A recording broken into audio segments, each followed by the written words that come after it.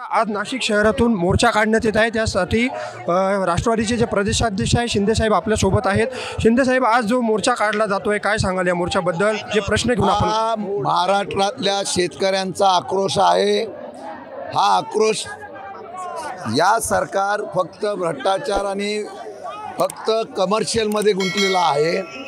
आज सरकारवर कर्ज आहे, पण बाकीच्या ठिकाणी शक्तीपीठ महामार्ग 85,000 कोटीची कामं वगैरे काढत आहे। पण शेतकरी आज पण बघा, त्या परभणीपासून सगळ्या लातूर वगैरे या पट्ट्यामध्ये सुद्धा प्रचंड पाऊस पडलेला आहे, प्रचंड नुकसान झालेलं आहे। पण अजूनही सरकार निकष आणि नियमामध्ये अडकलेलं आहे।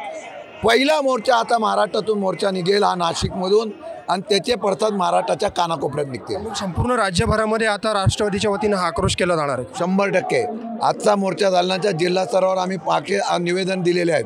निर्णय झाला नाही की जिल्हा स्तरावर आम्ही परत आंदोलन करणार आणि शेतकऱ्यांचा आवाज निश्चितपणे उठवणार। आजच्या मोर्चामध्ये पवार साहेब देखील सहभागी होणार आहेत। आणखीन कोण कोण मोर्चात सामील होणार आणि मोर्चामध्ये सामील होऊन मोर्चापर्यंत शेवटपर्यंत थांबणार आहे। मुख्यमंत्री जे आहेत ते काही दिवसांपूर्वी नाशिकला आले होते आणि त्यांनी सांगितलं की पुढील काही वर्षामध्ये म्हणजे डिसेंबर अखेरपर्यंत शेतकऱ्यांना दिवसादेखील वीज दिली जाईल आणि शेतकऱ्यांसाठी वेगवेगळ्या योजना ज्या आहेत त्या सरकार घेऊन येतं। मी काल बघितलं, ताडपत्री योजना, कुंपण योजना या सगळ्या आणल्या आहे, पण तिथं शेतामध्ये तर काहीच नाही। तर त्या ताडपत्री आणि शेतीला कुंपण घेण्याचं चाललं काय मला कळत नाही। म्हणजे बारक्या काहीतरी योजना देऊन आम्ही फार केलेलं तर दाखवण्यापेक्षा 7/12 तुम्ही सांगितलं होता कोरा कोरा कोरा, तो कोरा करून द्या, एवढंच मागणी आमची आहे। पण मग या मोर्चानंतर सरकारला जाग येईल असं आपल्याला वाटतं? शेतकऱ्यांचाच उठाव होईल।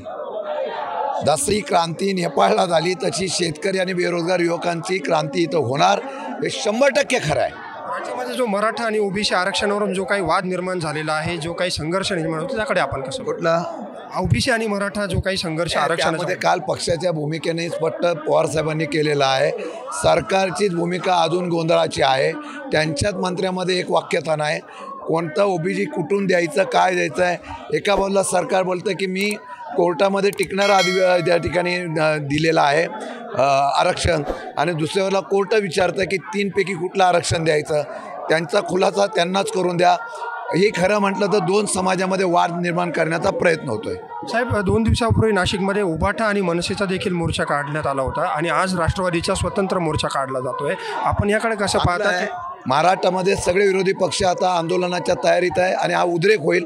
एक दिवस उद्रेकाचा निश्चितपणाने हा सरकारला या ठिकाणी सरकारला त्यांची जागा दाखवण्याचा प्रयत्न आम्ही करू। मनसेला आघाडीत घेण्याच्या संदर्भामध्ये राष्ट्रवादीची भूमिका होईल त्यावेळेला आपण निर्णय घेऊ। त्यांच्या आघाडीचा जाहीर होऊन द्या, आपल्यालाच घाई झालेली आहे। निश्चितपणे हे होते राष्ट्रवादीचे प्रदेशाध्यक्ष शशिकांत शिंदे, ज्यांनी सांगितलं की संपूर्ण नाशिकमधून आता या संदर्भातला शेतकऱ्यांविरोधातला शेतकऱ्यांच्या मागण्यांच्या संदर्भातला आक्रोश जो आहे तो आता संपूर्ण राज्यामध्ये होणार आहे आणि त्याची सुरुवात जी आहे ती नाशिकमधून केली जाते। कॅमेरामन भाऊसाहेब पवारसह मनीष कटारिया, माय महानगर, नाशिक।